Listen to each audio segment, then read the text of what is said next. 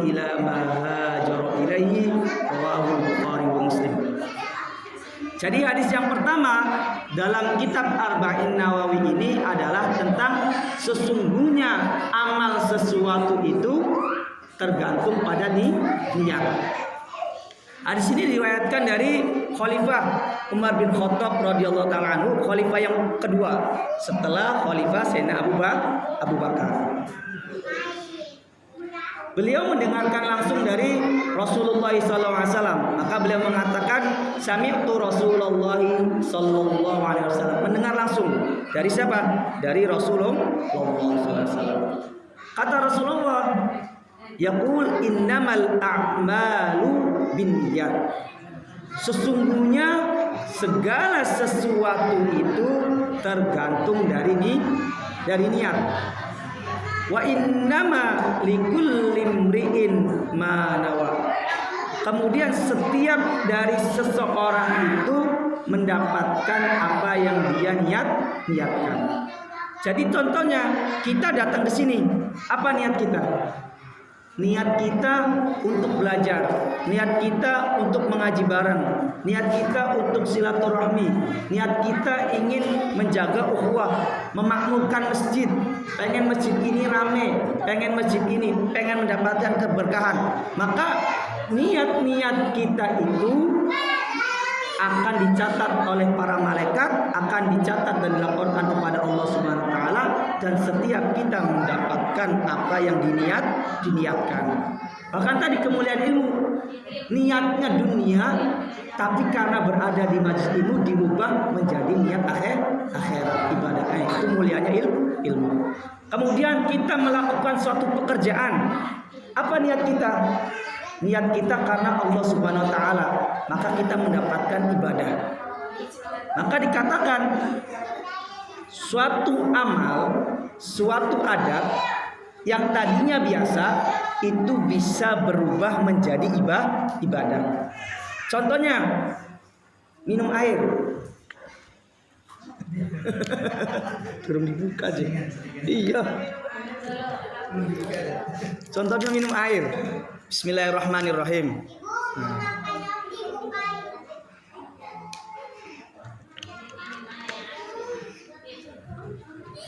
Ketika kita meminum air, membaca Bismillahirrahmanirrahim, tadinya niat minum air itu biasa saja. Kemudian ketika kita Bismillah, kemudian saya niatkan minum air ini, tadi kata Pak Edi selingan, yaitu biar suara saya kuat, supaya baca kitabnya kuat. Itu kan ibadah, menguatkan. Nah itu dicatat yang tadinya biasa menjadi ibadah.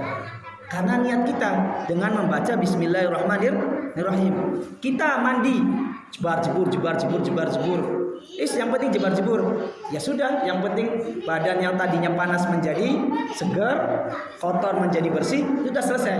Tapi kalau kita Bismillah, niat saya mandi supaya saya ketemu tidak bau. Kemudian saya ibadah sholat ketika jamaah enggak bau. Itu yang tadinya menjadi adat kebiasaan menjadi ibadah. Jadi tergantung niat kita. Semua kita berdagang, kita bekerja, Bismillahirrahmanirrahim, saya niat mencari rezeki. Karena mencari rezeki merupakan suatu kemuliaan, bekerja apa karena Allah Subhanahu wa taala, maka kita sudah dicatat ibadah, dapat apa? Dapat gaji juga. Dagangannya lah. Tapi selain itu dapat ibadah, amal ibadah, padahal dagang. Orang kan mikir dagang ada ibadahnya. Dagang kan gak ada ibadahnya, orang jual beli. Nah itu kalau tidak diniati bekerja. Tapi kalau saya niati, Bismillah, saya berangkat jam 6 atau jam 7 sudah berangkat untuk mencari nafkah istri. Itu kan kewajiban ya, itu ibadah. Itu berubah, yang tadinya hanya sekedar bekerja, yang tadinya hanya sekedar berdagang, itu ditambahkan menjadi beribadah, dan itu dicatat pahalanya oleh Allah Subhanahu wa taala. Nah, itu kemuliaan Islam. Innamal a'malu binniyat. Bahkan dalam suatu hadis dikatakan, barang siapa yang berniat kebaikan, kemudian kebaikan itu setelah diniatkan dikerjakan, maka dia tertulis menjadi 2 pahala. pahala niat, pahala dia melakukan pekerjaan tersebut. Contoh, ada majelis ilmu di sini. Saya punya lebihan rezeki. Saya niatlah nanti kalau ada majelis ilmu, saya pengen bantu-bantu, ada makanan, ada ini, sudah diniati. Tapi ternyata pas majelisnya ternyata uangnya terpakai. Itu bagaimana? Udah tercatat pahala kita mendatangkan makanan. Walaupun makanannya tidak sempat kita datang. Sing penting niat. Saya kalau punya rezeki saya datang. Atau majelis ilmu, saya kalau sehat nggak ada kerjaan, saya pengen hadiri majelis ilmu. Ternyata di malam minggu atau sekarang malam Senin itu ada halangan, ada panggilan atau kerjaan atau orang tua panggil. Itu niat kita sudah tercatat, kita hadir majelis ilmu walaupun kitanya ternyata tidak datang. Itu mulianya kita dimuliakan karena kita umatnya Kanjeng Nabi Muhammad SAW. Umat Islam dimuliakan oleh Allah seperti itu. Niat saja itu sudah mendapatkan pahala. Jadi ketika niat kita mengerjakan maka double yang kita niati dengan pekerjaan. Kalau niat ternyata nggak datang, itu sudah tercatat. Kemudian ditambahkan hadisnya selanjutnya, barang siapa berniat keburukan, kemudian dia tidak melakukannya keburukan tersebut, maka tidak dicatat apa-apa. Itu mulianya Allah kepada umatnya Nabi Muhammad.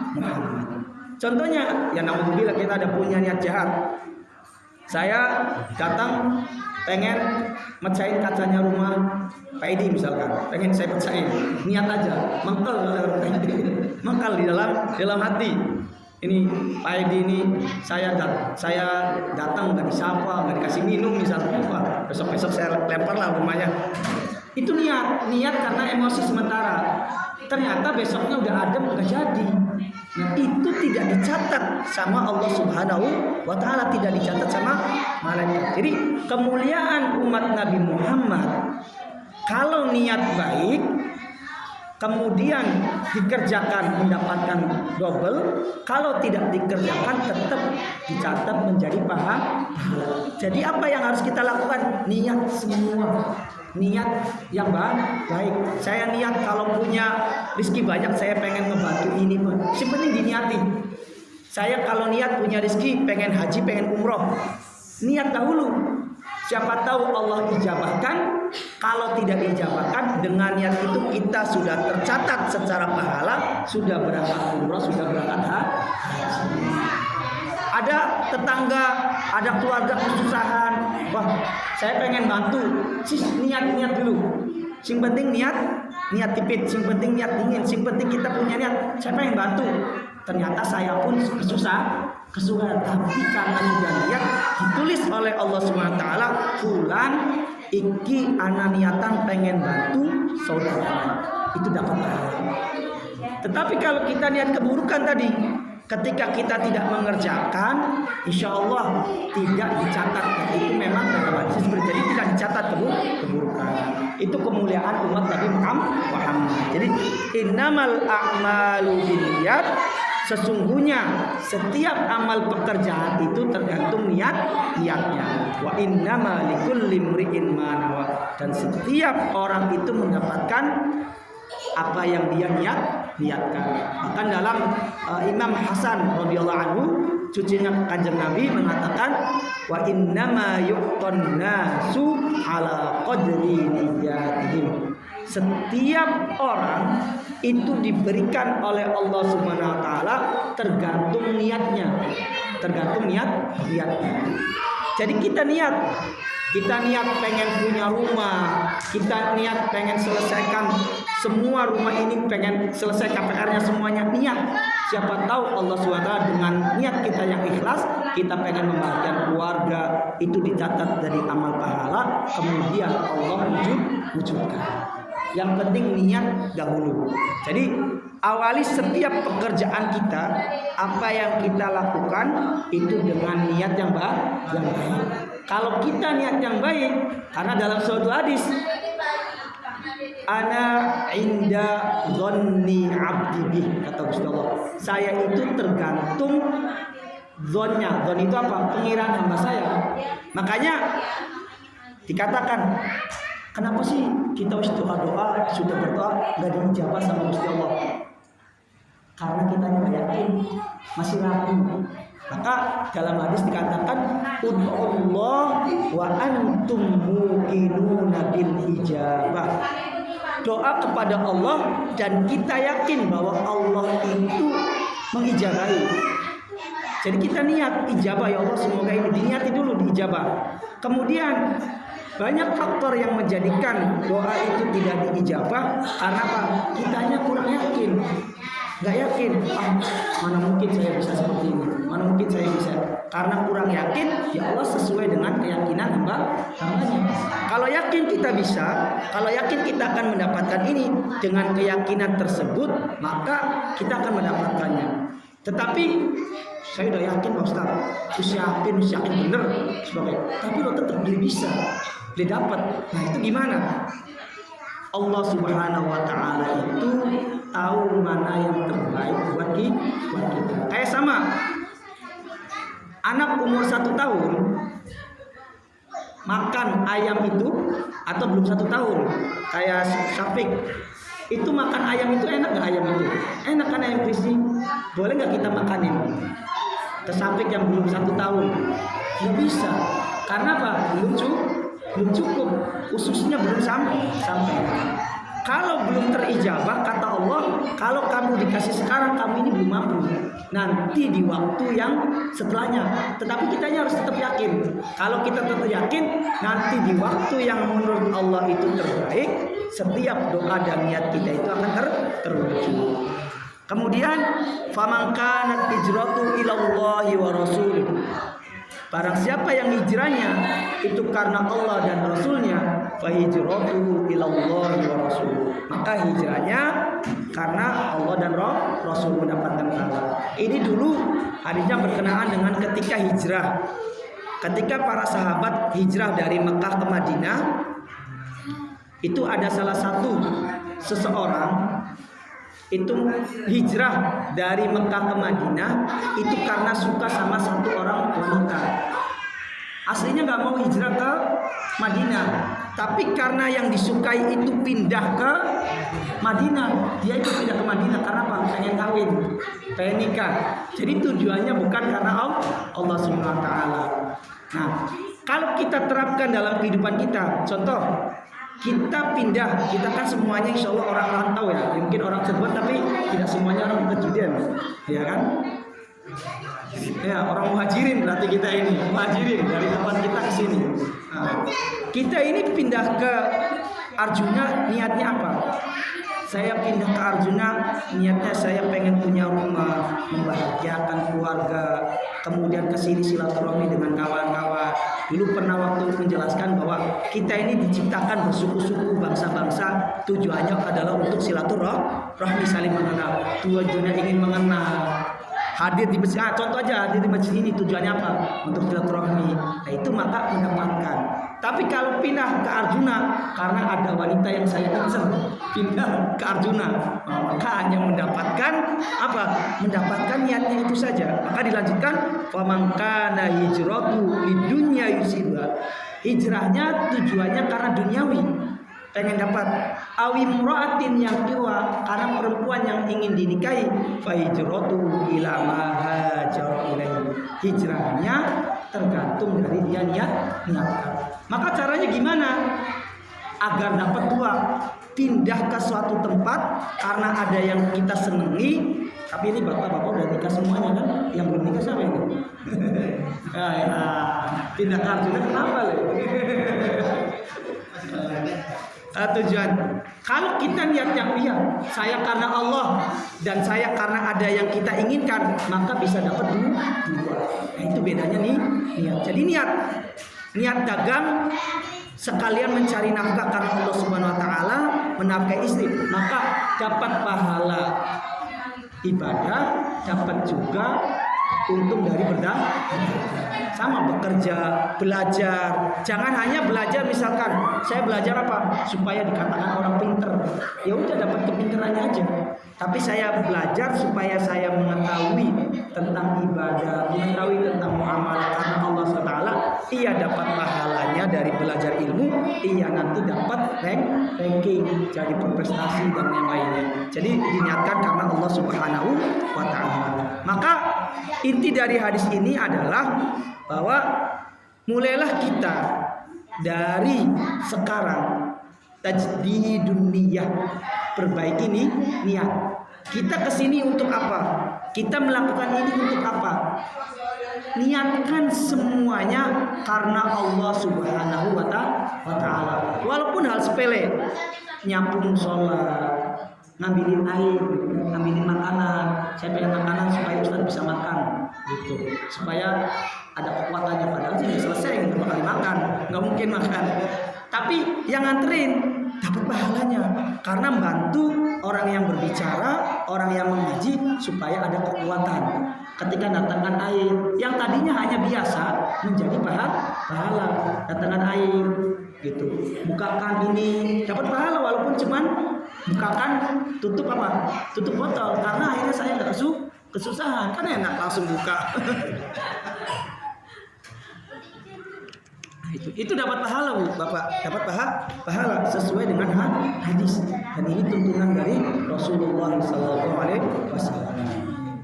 Kemudian faedah yang kedua, tadi faedah yang pertama, jadi perbaiki niat, dan amal itu tergantung pada niatnya. Kalau amalnya dengan niat, maka kita akan mendapatkan apa yang kita niatkan.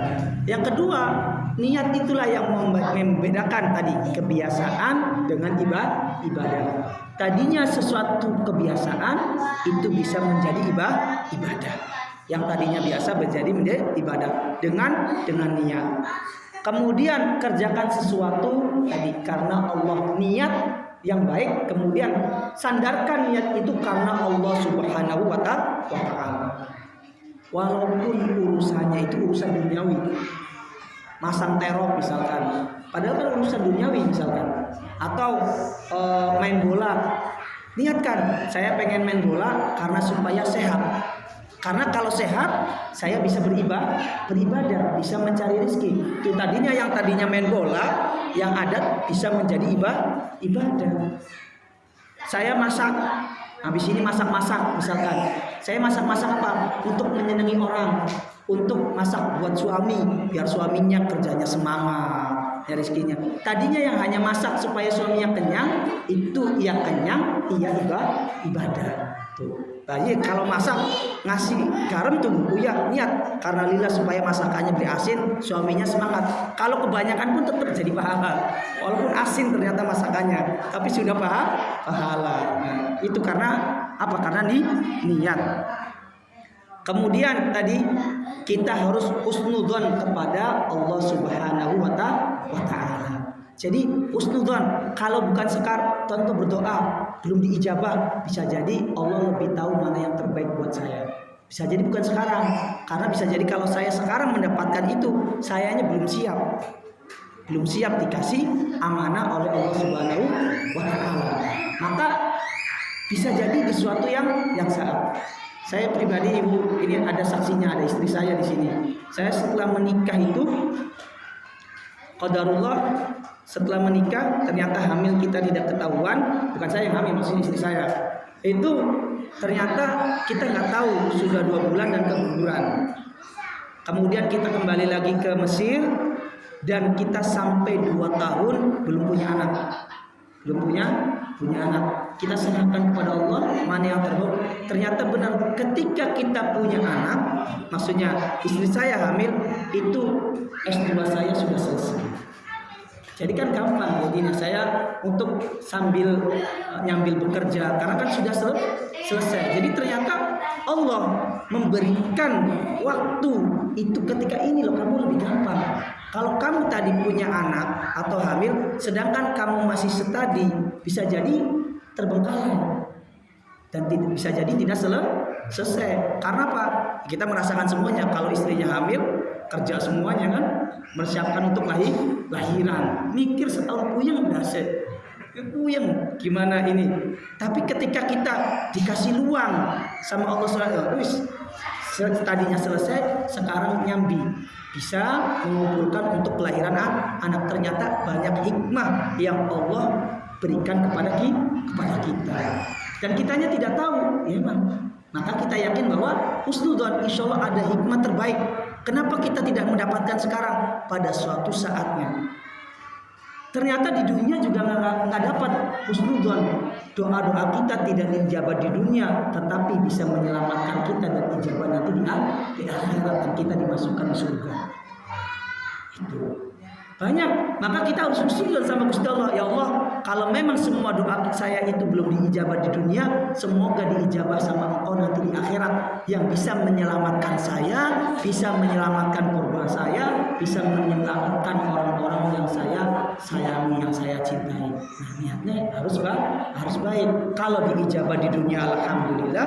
Belum, ya kita akan dapatkan di akhirat, karena sudah janji Allah setiap doa itu akan diijabah. Tetapi yang tahu terbaik adalah Allah Subhanahu wa Ta'ala. Kayak kita ngasih ke anak, kenapa anak dilarang? Karena menurut kita itu terbaik. Kalau kita saja sayang kepada anak, apalagi Allah yang dikatakan Maha Pengasih, itu lebih menyayangi daripada kita menyayangi kepada anak kita, kepada hambanya. Bahkan kita masih dikatakan kesehatan, ini kan rezeki yang luas, kesehatan, kekuatan, itu inti dari hadis innamal a'malu binniyat. Tuh. Kemudian kita pindah ke kedua, biar kita membaca hadis, mengkaji hadis-hadis Nabi Muhammad SAW, kemudian ayat-ayat Al-Quran. Semoga kita selalu dalam rahmat Allah Subhanahu wa Ta'ala. Kemudian kitab yang kedua itu namanya At-Tanwir fi Isqatit Tadbir. Ini ada hubungannya Bapak Ibu, bahwa kita itu terkadang pengen ngatur sesuatu. Sangkanya kita ini mampu melakukan segala sesuatu. Itu dalam bahasa Arab dikatakan tadbir. Tadbir itu apa? Pengen ngatur semuanya. Pokoknya menurut saya A, B. Ini harus terjadi. Padahal segala sesuatu itu siapa yang punya kehendak? Allah Subhanahu wa Ta'ala. Maka kita ketika merencanakan sesuatu, kita serahkan kepada Allah Subhanahu wa Ta'ala. Kita kan rencananya pas di rumahnya Pak Ahmad itu hari apa? Malam minggu kan? Kita kan sudah berencana. Tetapi qadarullah, ternyata ada kawan kita yang tidak bisa, dan ya saya juga bersyukur ternyata malam Senin. Saya itu malam minggunya ternyata saya ada kumpul. Dadak juga itu kumpul tuh asar, dan pulang itu habis isya dari kota. Ternyata Kang Ahmad bilang diundur sih hari Minggu malam Senin, karena Mas Maulana pulang ya. Itu berkah tuh Mas Maulana pulang bagi saya. Tapi orang kan malam Minggu nggak jadi. Itu kenapa? Kita mengatur, tetapi Allah yang maha mengatur, yang lebih tahu. Ternyata bisa jadi ketika Mas Maulana nggak pulang ke rumahnya malam Minggu, saya masih di kota. Dan benar saya pulang itu dari kota jam 7 atau jam 8. Dadakan kumpulnya itu pengurus di RTQ ya takwa itu asar baru ngabari saya ada kumpul sama yayasan yang itu. Kata saya insya Allah. Dan kemarin baru ngasih tahu kalau nggak jadi kan paginya. Tuh. Itu rencananya apa? Rencananya Gusti Allah. Ternyata sama-sama malam Minggu enak. Sayanya juga malam Senin kitanya sama-sama. Nah itu.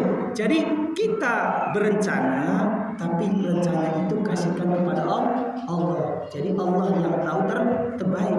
Bisa jadi kalau kemarin saya masih di kota pengen ngaji telat, sudah capek dahulu. Seperti itu. Jadi at-tanwir itu cahaya. Jadi keterang bahwa kita isqat itu menjatuhkan. Jadi kita itu menjatuhkan kehendak kita. Kita serahkan kepada Allah Subhanahu wa Ta'ala. Jadi kitab ini Imam Ibnu Athaillah membuat bahwa kita boleh berkehendak, berencana, tapi serahkan rencana itu kepada Allah Subhanahu wa Ta'ala. Nah, seperti itu. Jadi ini melatih kita apa? Agar jangan merasa kita itu bisa segala sesuatu. Yang bisa segala sesuatu itu adalah Allah Subhanahu wa Ta'ala. Maka dalam sebuah hadis qudsi dikatakan, ya abdi anta turid, wahai hambaku kamu menginginkan sesuatu. Kemudian kata Allah, wa ana urid, tapi aku maha kehendak, kata Allah. Ya abdi anta turid wa ana urid, wa ana af'alu ma urid. Dan saya, kata Allah Subhanahu wa Ta'ala, dan saya itu melakukan apa yang saya kehendaki, karena saya yang memiliki langit dan bumi, saya yang menciptakan kalian. Jadi kita punya kehendak, Allah punya kehendak. Kemudian kehendak siapa yang akan terjadi? Kehendaknya Gusti Allah, bukan kehendaknya kita manusia. Karena kita maha lemah, kehendaknya sang pencipta. Kemudian kata Allah dalam hadis qutsinya, fa in sallamtani fi ma turid, kalau kamu wahai hambaku serahkan apa yang kamu inginkan kepadaku, kata Allah, fa in sallamtani fi ma turid kafaituka ma turid, saya akan mencukupi apa yang kamu inginkan. Kayak pengajian ini, saya ketika sudah malam minggu, ya udah saya serahkan kepada Gusti Allah Subhanahu wa Ta'ala. Tapi ternyata ada kumpul dan qadarullah masmulana Tuhan. Dan itu kan Allah yang berkehendak. Padahal udah dari berapa minggu, 1 minggu atau 2 minggu yang kita berencana malam minggu. Kita serahkan. Bahkan ketika hari ini mungkin semuanya kita ada luang, mungkin kalau malam minggu makanannya nggak banyak, sekarang lagi banyak. Mungkin ada kesibukan, kalau malam minggu kan ke pasar malam, jalan-jalan. Iya tuh bener, ibunya senyum sih. Pengen jalan-jalan kalau lagi anak ngaji. Ternyata malam Senin. Nah itu, jadi dicukupkan. Bahkan kita semuanya dalam keadaan sehat walafiat. Fa in lam tusallimli, kata Allah, kalau kamu tidak menserahkan kepada Allah, at'abtuka ma turid, maka apa yang kamu inginkan itu akan kita mencarinya itu susah payah. Karena apa? Karena kita tidak berserah pada Allah. Aduh, makanan pisan. Aduh kayak gini. Karena kita nggak berserah pada Allah. Jadi mencapaikan diri sendiri. Misalkan kita punya rencana, kemudian rencana itu gagal. Kalau kita mengeluh sampai marah, sampai emosi, rencana yang gagal itu akan jadi tidak? Akan terjadi? Tidak akan terjadi. Orang sudah kadung gagal. Misalkan kita pengen pulang, pengen mudik, sudah beli tiket jam 8, ternyata ada hal-hal kita telat ke stasiun, gagal, kita marah-marah, ngamuk-ngamuk. Misalkan rabine kesuwen lama dandan ini, mama sih telat nih, dandan pengen suwe, mari kelamaan jadi telat. Berguna nggak marah-marah seperti itu? Merubah nggak tiketnya? Tidak akan merubah, karena sudah telat. Ya sudah berserah kepada Allah, bisa jadi terbaik. Siapa tahu ternyata keretanya macet, alam terjadi sesuatu. Kan ada yang kemarin kejadian bekas itu, ada yang nulis di story, katanya saya lapar. Ketika lapar, kereta sudah datang, tapi karena saya lapar, saya makan duluan. Akhirnya kan telat. Ternyata selamat. Gara-gara apa? Gara-gara lapar. Coba kalau nyesek, kenapa nggak makan dulu? Bisa jadi yang bikin wartegnya telat, nggak saya didahulukan, atau banyak yang ngantri. Tapi karena berserah kepada Allah Subhanahu wa Ta'ala, selamat. Jadi itu. Jadi inti dari kitab ini seperti kita berserah. Kalau kita ngambek, marah, emosi, tidak akan merubah keadaan. Tapi kita berserah kepada Allah Subhanahu wa Ta'ala, bisa jadi Allah akan menggantinya sesuatu itu lebih baik. Kalau kita apa? Kalau kita berserah kepada Allah Subhanahu wa Ta'ala. Jadi at'abtuka ma turid fa illam tusallimni fi ma turid, kalau kamu tidak berserah kepadaku apa yang kamu inginkan, maka kamu akan sulit dalam mencapainya. Wala yakunu illa ma urid, dan tidak akan terjadi di muka bumi ini, di dalam kehidupan kita, kecuali itu semuanya kehendak Allah. Jadi kita berkehendak apapun, kehendak apa yang akan terjadi, yang akan terlaksana, kehendak kita apa kehendak Allah? Kehendak Allah. Jadi mau kita rencana apapun, kehendak apapun yang akan terjadi itu adalah rencananya Gusti Allah. Maka tugas kita adalah mengatur, berencana, mengadakan sesuatu, tapi setelah itu kita serahkan kepada Gusti Allah. Contohnya kayak tadi beli tiket, Gusti Allah kita pengen mudik, terus beli tiket jam 8. Saya serahkan ke Engkau ya Allah, semoga saya keluarga sehat dan saya tepat pada waktu, selamat sampai tujuan dan pulang lagi selamat. Diniati seperti itu, ada hubungannya dengan niat. Niatkan ketika beli tiket, ya Allah saya niat pengen mudik, pengen ketemu kalau orang tua, pengen bertemu dengan orang tua, silaturahmi ini. Ya Allah semoga saya diberikan kesehatan dan saya beli jam 8 berangkatnya, saya serahkan kepada Engkau ya Allah, semoga saya sehat, ada rezekinya dan saya tidak telat. Wis serahkan. Nanti biar Allah yang mengatur. Seperti itu. Nah, ini inti dari kitab At-Tanwir fi Isqatit Tadbir, punya Imam Ibnu Athaillah. Di sini katakan kata beliau, Bismillahirrahmanirrahim. Alhamdulillah al-munfarid bil haqqi wat tadbir. Maha suci Allah, hanya Allah yang maha hak, yang bisa mengatur segala sesuatu. Karena tadi kita rencana, tetapi hanya Allah lah satu-satunya rencana yang terjadi. Hanya kehendak Allah satu-satunya yang akan terjadi di atas muka bumi ini, di langit ini, di alam ini, hanya Allah. Al-wahidu fil hikami wat takdir, atau al-wahidu fil hukmi wat takdir. Hanya satu-satunya hukum Allah, ketentuan Allah yang akan terjadi. Al-wahidu fil hukmi wat takdir. Al-malikul ladzi laisa kamitslihi syai'un wa huwas samiul basir. Allah yang pemilik, Allah raja yang tidak ada yang menyerupai seperti Allah. Wa huwas samiul basir. Allah mendengarkan, Allah melihat apa yang kita lakukan. Mendengarkan apa yang kita lakukan. Jadi Allah mendengar doa kita, Allah melihat apa yang kita lakukan. Maka tadi niat yang terbaik serahkan kepada Gusti Allah. Karena Allah mengatakan, laisa lahu fi mulkihi wazir. Tidak ada dalam kerajaan Allah ini Allah punya menteri. Kalau presiden kita kan banyak menteri, menterinya banyak yang gak bener lagi. Punya menteri. Allah nggak punya menteri. Allah yang mengurus semuanya. Bahkan kalaupun tidak ada malaikat, tidak Allah yang mengatur semuanya. Kita melihat bangunan masjid ini ada apa? Ada tiangnya kan? Kalau nggak ada tiangnya apa? Roboh. Lihat langit kan? Ada tiangnya nggak? Nggak ada. Oh beli roboh-roboh. Karena Gusti Allah. Rafa'as sama dalam Al-Quran, Rafa'as samawati bighairi amadin, mengangkat langit tanpa ada tiang. Di sini bukti bahwa manusia mengangkat sesuatu itu butuh penyangga, butuh tiang. Gusti Allah boleh butuh tiang.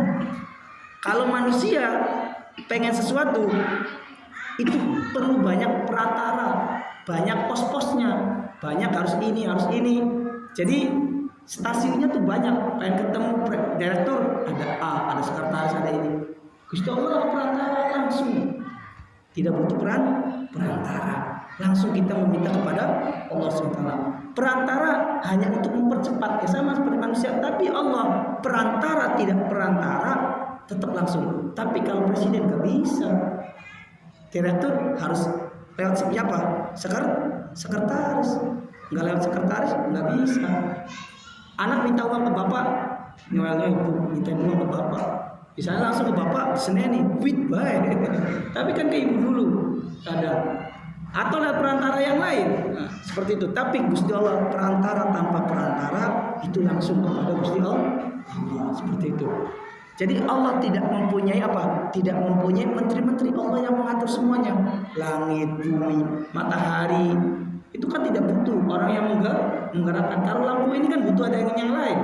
Habis ini ada yang matiin. Matahari dimatiin tak sama Gusti Allah. Ya udah, kiamat. Ya kan?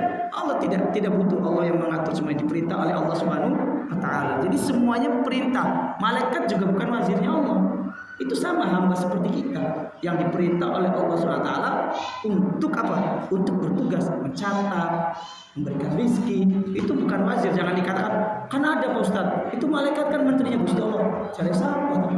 Kata siapa? Bukan menterinya Gusti Allah. Malaikat itu petugas sama seperti kita. Makanya dikatakan Rasul kan wa ma arsalnaka illa rahmatan lil alamin. Tidaklah engkau wahai Rasulullah SAW kecuali diutus kepada seluruh alam. Alam itu segala sesuatu selain Allah. Berarti Rasulullah itu diutus rahmat itu kepada kita manusia, kepada jin, kemudian juga kepada malaikat.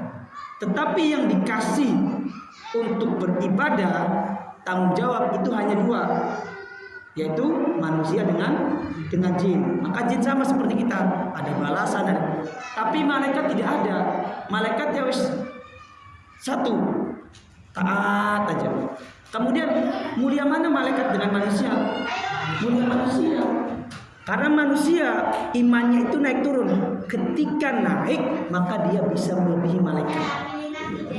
Tapi kalau turun dia lebih buruk daripada hewan. Maka kita pengen naik kan? Pengen naik. Maka Nabi Muhammad SAW itu kan manusia, tapi lebih mulia daripada malaikat. Dan rahmat bagi para malaikat. Karena tadinya para malaikat itu ketika ditugaskan oleh Allah Subhanahu wa taala banyak ini, ketika datangnya Nabi Muhammad itu mendapatkan rahmat dari Allah Subhanahu wa taala. Kemudian Al-Maliku dikatakan di sini Al-Maliku alladzi la yakhruju an mulkihi kabirun wala sughir. Malik seorang raja. Allah SWT adalah raja, adalah penguasa yang tidak keluar dari kerajaan Allah SWT besar ataupun kecil. Karena apa? Allah Maha mendengar, Allah Maha melihat. Jadi sesuatu yang kecil pun itu Allah mengetahui. Bahkan ada suatu riwayat dikatakan ketika itu, kata guru saya Maulana Syafati Hijazi, ada suatu ayat ketika itu Nabi Musa alaihissalam itu pengen mengetahui bagaimana Allah Subhanahu wa taala itu dikatakan bahwa Allah mengasih semua muka bumi ini makanannya, rizkinya. Kan dalam Al-Qur'an wa ma min dabbatin fil ardi illa 'alallahi rizquha. Tidaklah suatu yang bergerak di atas muka bumi ini kecuali semuanya itu rizkinya ditanggung oleh Allah. Nabi Musa, ya Allah, Nabi Musa itu kalimullah yang bisa berbicara langsung dengan Allah. Ya Allah, saya pengen tahu bagaimana Engkau bisa memberikan semua makhluk di muka bumi ini makanannya, semua rizkinya. Akhirnya kata Allah SWT kepada Musa, kamu pergi ke gurun, lihat ada batu besar. Kemudian salah satu mukjizatnya Nabi Musa apa? Bisa membelah lautan. Kemudian tongkatnya itu bisa membelah. Kata Allah SWT, wahai Musa, itu ada batu besar. Kamu pukul. Dipukul batu itu terbelah menjadi dua. Kemudian ada di dalamnya batu lagi, rada besar. Tadi yang besar sekali, kemudian ada besar. Kata Allah, ya Allah sudah saya pecahkan. Pukul lagi. Dipukul lagi, terpecah lagi. Ada batu kecil.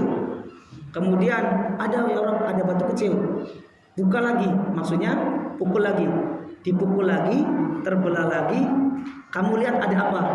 Ternyata ada apa? Ada dud. Dud itu seperti ular cilik. Jadi ada dud. Bahkan di riwayat ada namlah itu adalah semut. Itu ada di dalam batu yang kecil. Jadi batu kecil menutupi batu sedang, kemudian batu besar. Di dalamnya ada semut. Di dalamnya ada semut. Kamu perhatikan, itu semut lagi apa? Lagi makan. Lagi makan. Bayangannya apa? Bagaimana semut yang ditindih batu kecil, kemudian batu sedang, kemudian batu besar, kok makanannya sampai kepadanya, kepada semut yang di dalam batu kecil tersebut. Lagi makan ya Allah. Kemudian kamu dengarkan. Tunggu, dengarkan dulu. Makan, setelah makan, semut itu berdoa. Berdoa dengan bahasa yang Nabi Musa memahami, dengan kehendak Allah Subhanahu wa Ta'ala.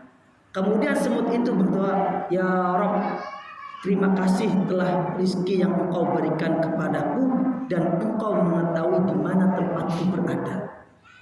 Di situ Nabi Musa mengetahui bahwa setiap makhluk Allah sekecil apapun itu rizkinya nyampe. Dihalangin siapapun, makanya kata orang kan, lamun wis rizkine mending. Kalau sudah rizkinya nggak bakal kemana, akan dapat karena itu sudah janji Allah Subhanahu Wa Taala. Maka tidak keluar dari lingkup Allah Subhanahu Wa Taala, dari kerajaan Allah Subhanahu Wa Taala. Al-Muqaddas fi kamali wasfihi anisyabihi wan nadhir. Allah Maha Suci, sempurna dalam sifatnya dari apa? Permisalan manusia. Manusia kan bisa jadi nggak tahu. Ternyata karyawannya belum makan. Bos nggak tahu karyawan ternyata belum makan. Ada yang sakit, tapi Allah mengetahui semuanya. Yang belum makan, yang sakit. Karena Allah Maha mengetahui dan Maha mendengar. Al-munazzah fi kamali dzatihi 'anit tamtsili wat tafsir. Allah Maha sempurna di zatnya, tidak menyerupai seperti makhluk hidup, karena Allah tadi dikatakan mengetahui segala sesuatu. Maha suci Allah, kurang seperti manusia. Allah Maha sempurna. Al-alim alladzi la yakhfa 'alaihi ma fid dunya. Allah Maha mengetahui apa yang ada pada hati-hati kita. Saya nggak tahu apa yang ada di hati Bapak Ibu semuanya. Nggak tahu, ada yang mengkel, ada yang marah, Pak Ustadz suwe pisan. Saya kan nggak tahu. Karena saya tidak bisa membelah hati Bapak Ibu. Maka kata Rasulullah, lana dzahir, kita itu cukup melihat zahirnya saja. Jadi mengukur orang tuh yang zahir. Kita jangan berburuk sangka. Wallahu yatawallas sarair. Baik buruknya rahasia hanya Allah yang tahu. Makanya kita diajarkan sama Nabi Muhammad itu husnudzon. Hati-hati boleh, bukan berarti selalu enggak, hati-hati, tapi jangan suudzon. Cukup di dalam hati kita.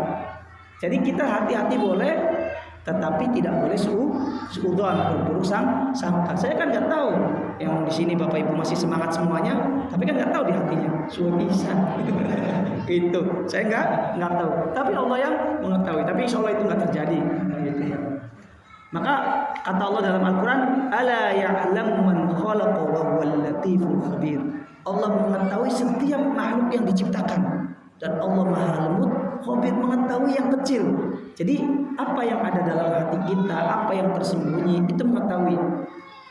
Para pejabat korupsi itu orangnya sugi-sugi kan, kaya-kaya, tetapi mereka kok tetap bisa berkorupsi padahal kaya, karena mereka tidak yakin bahwa Allah itu Maha mengetahui. Mereka suruh makan babi nggak mau, haram, padahal kan korupsi haram. Kalau mereka meyakini, karena nggak ada keimanannya, mengetahui bahwa Allah itu Maha melihat, Maha mendengar, sembunyi-sembunyi pun ketahuan sama Allah. Nggak ketahuan KPK, tapi kan ketahuan sama Gusti Allah. Malaikat tahu, akan balasannya di akhirat. Kalau semua dari kita, iyyakum wa nafsi, saya juga masih belajar, sama kita belajar ini sampaian dari para ulama, dari hadis Nabi, dari Al-Quran. Kalau seandainya kita di dalam diri kita menerapkan bahwa Allah melihat apa yang kita lakukan, maka ketika kita berbuat keburukan, kita itu akan berhenti. Oh, Allah Maha tahu. Itu karena kita selalu menanamkan pada diri kita bahwa Allah Maha mengetahui. Mereka yang ngambil sembunyi-sembunyi itu karena nggak merasakan, tidak meyakini bahwa Allah itu Maha tahu. Nah, seperti itu. Al-alimu alladhi ahata ilmahu bimabadil umur wa nihayatiha. Jadi al-alim, Allah yang Maha tahu, yang menguasai segala sesuatu, awal dan mulanya segala sesuatu. Awalnya pengajian ini apa? Akhirnya di pengajian ini apa? Allah mengetahui semuanya. Kita niatnya apa? Setelah ngaji ini apa? Allah mengetahui. Saya kan nggak tahu setelah pulang dari ngaji ini, bapak-bapak, ibu-ibu di rumah ngobrolin saya apa enggak, kan saya nggak tahu. Tapi Gusti Allah mengetahui. Nah, itu mengetahui awal, mengetahui akhir. Kita membuat makanan ini, Allah mengetahui tujuan kita apa dan apa yang kita inginkan. Tujuan saya bikin makanan ini supaya berkah. Di akhirnya apa? Saya nggak ngitung. Ada kan yang mungkin, naudzubillah kalau jamaah-jamaah di sini, ada yang ngitung.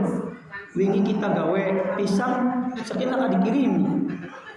Ya kan contoh, kita tetangga besok ngasih, misalkan mengasih, sudah ngasih, nunggoni, kok boleh dikirimi? Kan yang tetangga yang dikasih kan nggak mengetahui, yang penting saya dikasih aja, nggak ngirimi. Tapi kan Allah mengetahui, kita jalan balasan apa tidak. Tapi itu kan wajar sifat manusia. Tapi kan kita yang nggak tahu yang dikasih. Contohnya saya dikasih, kan nggak tahu besoknya Pak Ustadz besok harus mau lagi. Ya kan saya nggak tahu. Saya pikir yang dikasih sepakat selesai gitu. Enggak. Tapi Allah mengetahui. Nah itu Allah Maha mengetahui, beda sama manusia. As-Sami' yang Maha mendengar. Alladzi la fadla fi sam'ihi baina jahril aswati wa ikhfaiha. Tidak ada perbedaan Allah mendengar yang suaranya kenceng, yang suaranya keras. Yang doa Allah ya Allah ya Allah kenceng-kenceng dengan di dalam hati Allah mendengarkan. Tidak ada perbedaan yang pakai bahasa Arab dengan bahasa Jawa. Ya Gusti kita jalan duit, enggak ada perbedaan di Allah. Tapi di kita beda. Orang misalnya orang Sunda, itu jalan apa, minta apa ya? Kan enggak paham, tapi Allah tidak ada perbedaan. Yang kenceng, yang gerutu, tidak ada. Allah mendengarkan doa, baik kita doa kencang maupun doa kecil. Makanya kata di dalam Al-Quran, kemudian kata Nabi Muhammad, kalau doa itu ya jangan kenceng-kenceng, ya jangan pelan-pelan, di tengah-tengah saja. Tapi kalau malam ya pelan-pelan, jangan malam sholat tahajud di sini kambome. Ya Allah, saja ganggu orang lain, orang tidur. Doanya kelihatan lagi, pelan-pelan saja. Apalagi kalau malam tenang. Jadi Allah Maha mendengar, tidak usah Allah mendengar, tidak. Allah Maha mendengar kencang ataupun pelan. Ya tengah-tengah saja standar. Kalau kita manusia, iya. Kalau pelan kan udah denger, harus kenceng. Nah itu manusia. Tapi Allah Maha mendengar, pelan, kecil, kencang, itu Allah mendengar. Maka sesuaikan dengan situasi. Kalau berdoa, kalau lagi siang ya kenceng nggak apa-apa. Kalau malam jangan di rumah tahajud, habis itu dijedotin sampai kenceng. Ya Allah Gusti, ya Allah. Tetangganya nih sampingnya, apalagi kan rumah. Wis turu enak-enak karena sing iki enggak usah. Kita cukup berdua dengan Allah Subhanahu wa taala. Kalau mau nangis apa cukup nangis dulu. Jangan nangis kenceng-kenceng. Gusti, ning sampingnya lagi darah untu, sakit gigi, ya Allah itu. Sana nangis, saya juga nangis, sakit gigi enggak bisa tidur. Akhirnya dia nangis karena Gusti Allah, yang nangis karena enggak bisa tidur. Doa nangis kita sama Gusti Allah saja. Cukup sama Gusti Allah, minta apapun sama Gusti Allah.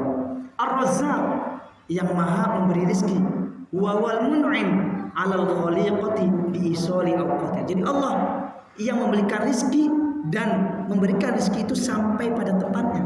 Tadi dari asar yang bercerita tentang Nabi Musa pengen mengetahui sampai semut di dalam yang dalam sekali ditumpukan batu-batu, makanannya sampai. Kita kan mikir semut nggak dikasih makan dari mana? Tahu makannya ada di rumah ibu itu, ada gula, datang semut itu. Jadi tahu semut makanannya. Semut saja bisa hidup, semut tuh yang kecil bisa menemukan makanannya, apalagi kita manusia. Caranya bagaimana? Ya berusaha. Berusaha, kita sudah dikasih tangan, dikasih kaki, dan berusaha nanti makanan itu akan sampai. Usaha itu jangan berpikir, Ustaz, kan Gusti Allah akan nyampe kepada makanannya saja. Udahlah saya duduk aja lah, gak usah kerja. Berarti kita nggak bersyukur. Sudah dikasih tangan, sudah dikasih kaki, sudah dikasih kesehatan. Rizki itu akan datang setelah kita berusaha. Jadi di Lauhul Mahfuz ditulis berusaha maka rezeki datang. Ada suatu cerita seorang wali Allah, itu dari guru saya diceritakan Maulana Syekh Fatih. Ada seorang wali Allah, dia itu merasa dirinya seorang wali. Kalau wali kan katanya doanya diijabah sama Gusti Allah. Lagi di masjid, ya Gusti, kita haus, pengen minum. Datanglah air kan, masih minta Gusti Allah loh. Gusti Allah jaluk minum, kan Allah maha kan tidak bisa jadi minum datang. Kemudian Allah datangkan salah satu wali lagi. Walinya ini kalau dikatakan orang Balat, maksudnya itu orang Gurun, orang Arab. Kalau di sini orang yang biasanya galak orang mana? Pokoknya walinya orang galak lah. Kalau tadi walinya biasa, ini galak. Walinya galak. Galak itu apa? Ketika dia dikirim sama Allah SWT, kamu datang ke dia, datang. Wali itu wali galak, bawa apa? Bawa pecut. Tahu pecut ya? Yang biasa itu. Dia lagi nyender di tiang, nyaluk minum Gusti Allah, datang wali itu, dipecut. Layu kan? Lari, orang dipecut kan sakit, lari. Ya, layu. Terus dipecuti sampai kemana? Sampai dibawa ke sungai. Sampai dibawa ke sungai. Terus kata wali ini, minum. Kamu minta minum kan ke Gusti Allah? Kamu minta minum.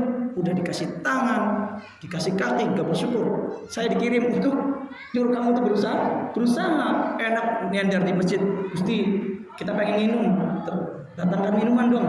Dikirim wali yang galak, dipecut sampai dia minum sendiri di sungai. Itu maksudnya apa? Kita sudah dikasih tangan, dikasih kaki, kesehatan, ya berusaha akan datang. Kalau kita nggak mau berusaha, ya laka tangan, laka kaki.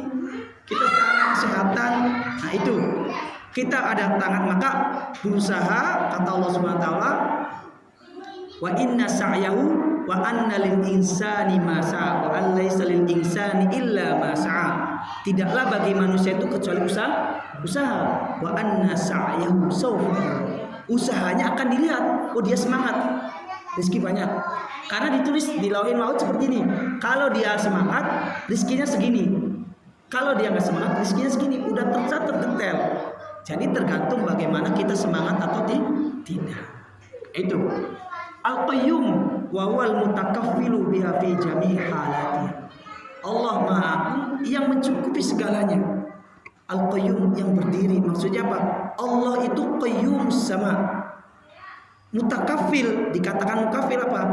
Yang Allah Subhanahu wa taala itu mencukupi, menaungi semua keadaan manusia, yang miskin, yang kaya, yang sakit, yang sehat, semuanya itu ada pada tanggungan Allah Subhanahu wa taala. Karena kan sesungguhnya yang menyembuhkan, contoh yang sehat, yang menyembuhkan itu dokter atau Allah? Secara hakikat Allah kan. Kita kan sembuh apa? Karena dokter ini, padahal karena sebabnya dokter itu. Tapi kan yang asli yang menyembuhkan adalah Allah. Ada tidak orang yang sudah minum obat tetapi tidak sembuh-sembuh? Ada, banyak. Tapi ada orang yang sekali bahkan tidak meminum obat, bahkan meminum air zam-zam atau air doa langsung sembuh.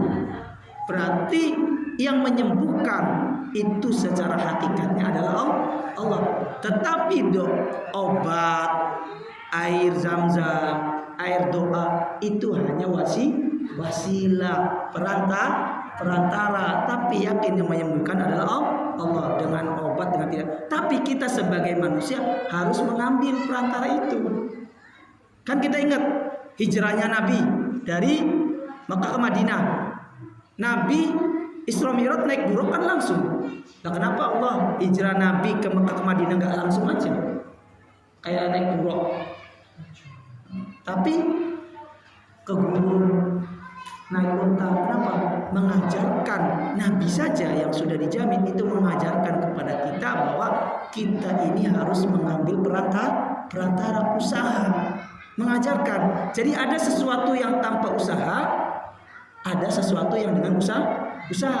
Kita seperti ini, kita usaha, kita belum nyampainya, belum sampai pada tingkatan yang tanpa usaha. Kita harus berusaha.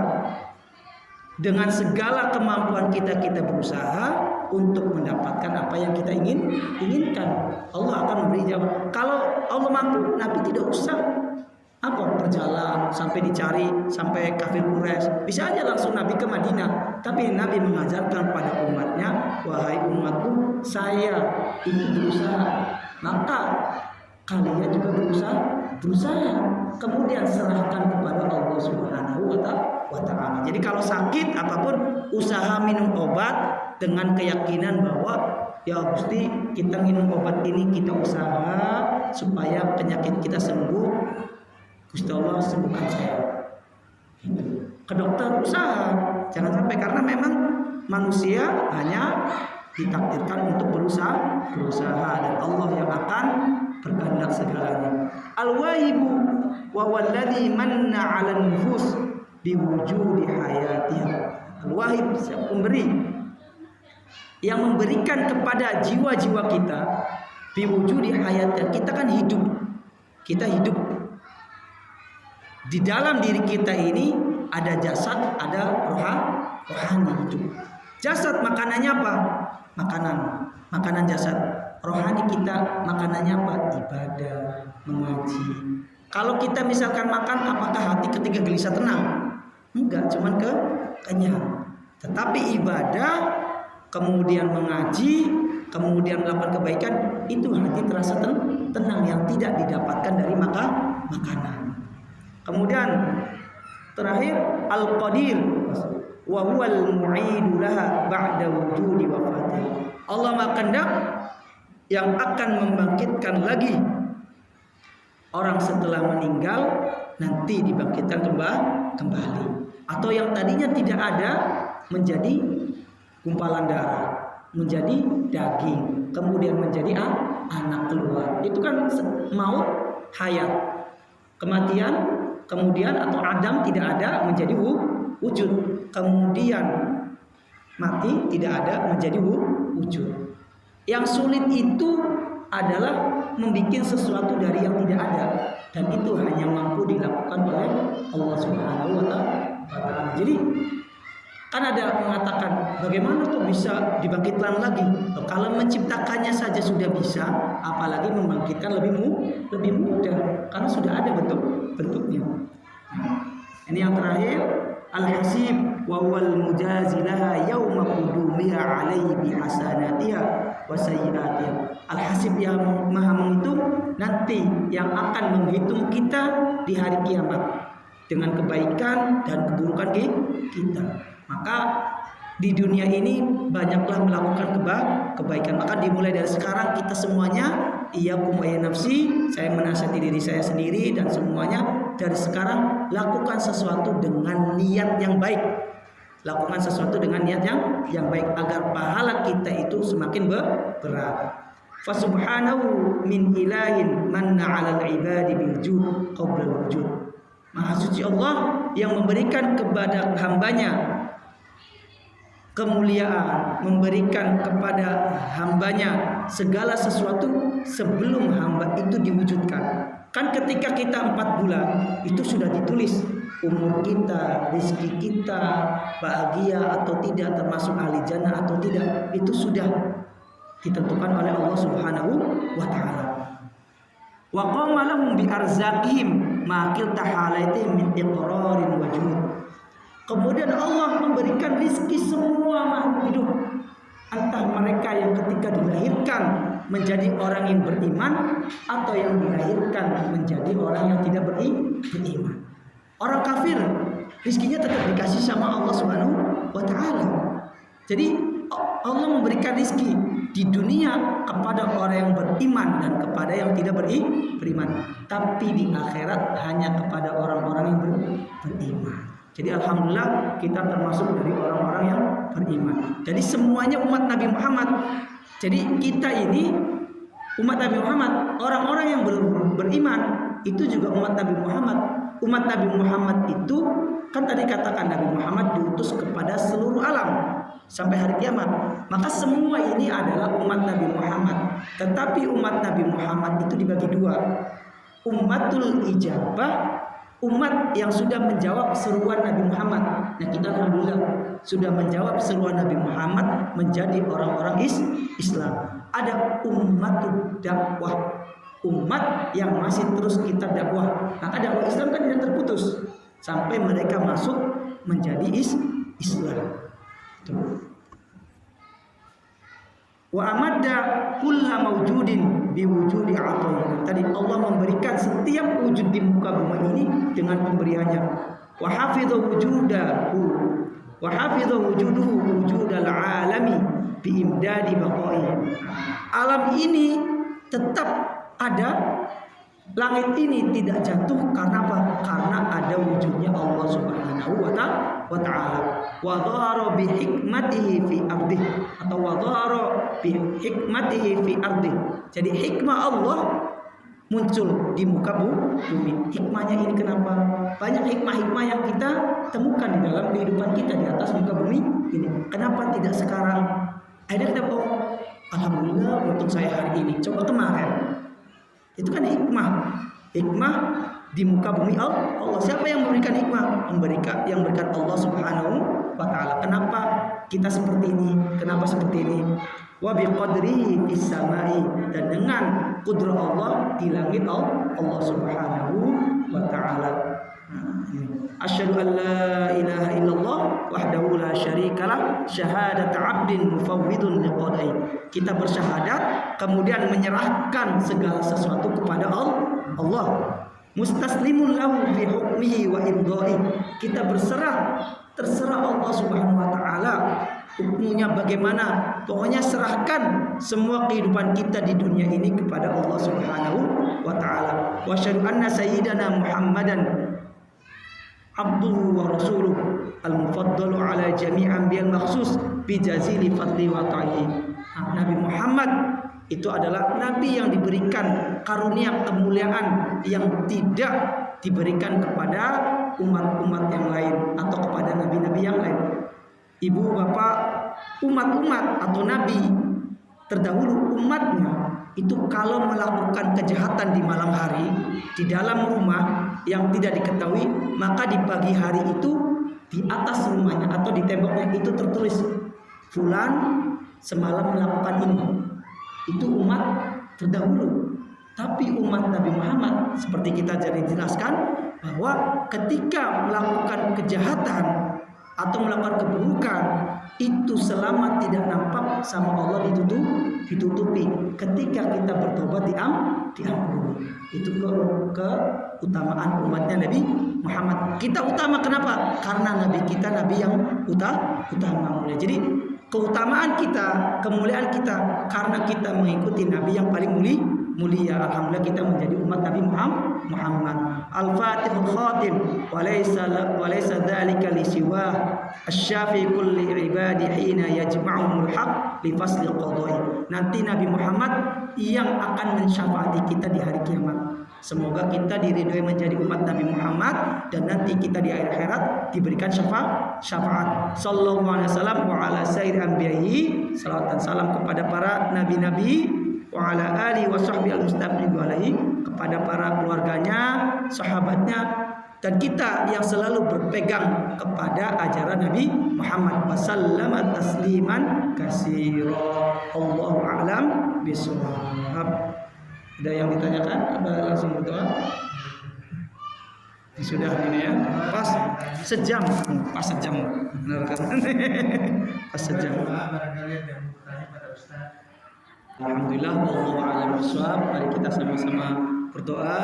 Semoga apa yang kita pelajari bisa bermanfaat. Semoga kita bisa mengamalkan apa yang kita sama-sama pelajari. Kita sama-sama beristighfar dulu. Astaghfirullahaladzim, astaghfirullahaladzim, astaghfirullahaladzim min kulli dhanbin 'adzim, fa innahu la yaghfiru dzunuba illa 'adzim. Allahumma shalli wa sallim wa zid wa barik ala sayyidina Muhammadin wa ala alihi wasallam. Allahumma shalli wa sallim ala sayyidina habibina syafiina wa karimina nabiyina maulana Muhammad wa sallim radhiyallahu ta'ala an sadatina ashabi rasulillahi ajma'in walhamdulillahi rabbil alamin. Hamdan na'imin hamdan syakirin hamdan yafi ni'amaka wa mazida ya rabbana lakal hamdu kama yanbaghi li jalali wajhika wa 'azimi sultanik.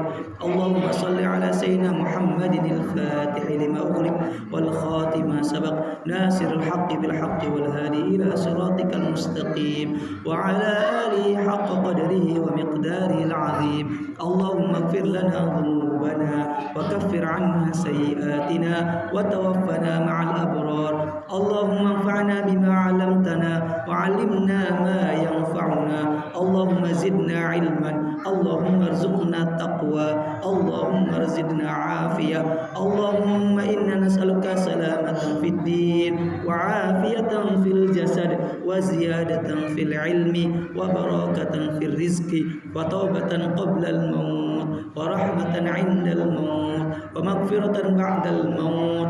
Allahumma hawwin 'alaina fi sakaratil maut wan najata minan nar wal 'afwa 'inda al hisab. Allahumma taqabbal minna salatana wa siyamana wa ruku'ana wa sujudana wa ta'allumana wa takhashu'ana wa tammim taqsirana ya Allah ya rabbal alamin. Allahumma la tada' lana fi maqamina hadha dhanban illa ghafarta wa la hamman illa farajta wa la daynan illa qadaita wa la mu'siran illa yasarta wa la 'aiban illa satarta wa la jahlan illa 'alamta wa la maridan illa shafaita wa la mayyitan illa rahimta wa la taliban min tullabil ilmi illa wafaqtahu wa najahta wa la hajatan min hawaijid dunya laka fiha ridwan wa lana fiha salah illa qadaita ya darda ya arhamar rahimin. Ya Allah ya Allah ya Allah ya Allah, kami serahkan segala urusan kami duniawi dan ukhrawi kepada Engkau ya Allah. Ya Allah, kami hanya bisa berusaha, kami hanya bisa berencana, dan semua usaha dan rencana itu kami serahkan dan ditawakalkan kepada Engkau ya Allah. Berikanlah kami yang terbaik, berikanlah kami yang terbaik, berikanlah kami yang terbaik, berikan kami kesehatan, berikan kami kekuatan, berikan kami kesehatan dan kekuatan. Perbaiki kami, perbaiki keluarga kami, perbaiki akhlak kami, perbaiki sanak saudara kami, perbaiki kami semua ya Allah ya Rabbal Alamin. Jadikan kami menjadi hamba-hamba yang terbaik ya Allah. Berikanlah kami kesehatan, mudahkanlah kami dalam mencari rizki, mudahkanlah kami dalam membayar hutang, mudahkanlah kami dalam segala urusan duniawi dan ukhrawi ya Rabbal Alamin. Kami serahkan semuanya kepada Engkau ya Allah. Engkaulah Maha yang berkehendak segala sesuatu. Sallamna al-umura ilaika ya Rabbal Alamin, tawakkalna alaika ya Rabbal Alamin. Ya Rabbana istajib du'a'ana kama amartana. Ya Allah, jawablah doa kami seperti Engkau memerintahkan kami untuk berdoa ya Allah ya Rabbal Alamin. Ya Rabbana istajib du'a'ana kama amartana an nad'a ilaik. Rabbana atina fid dunya hasanah wa fil akhirati hasanah wa qina adzabannar. Ya Allah, semoga kami semua yang dalam majlis, yang datang ataupun yang belum bisa hadir, semuanya diberikan kesehatan, semuanya diampuni dosa-dosanya, keluar dari majlis ini dalam keadaan dosa diampuni, dalam hati diberikan ketenangan, keberkahan semuanya, keluarga dan semuanya ya Rabbal Alamin. Rabbana atina fid dunya hasanah wa fil akhirati hasanah qina adzabannar. Wa sallallahu ala sayyidina Muhammad wa alihi wasallam. Subhana rabbika rabbil izzati amma yasifun wa salamun alal mursalin walhamdulillahi rabbil alamin. Al-Fatihah. A'udzu billahi minasyaitonir rajim. Bismillahirrahmanirrahim. Alhamdulillahi rabbil alamin arrahmanir rahim maliki yaumiddin. Iyyaka na'budu wa iyyaka nasta'in. Shiratal ladzina an'amta 'alaihim. Terima kasih Bapak Ibu, kurang lebihnya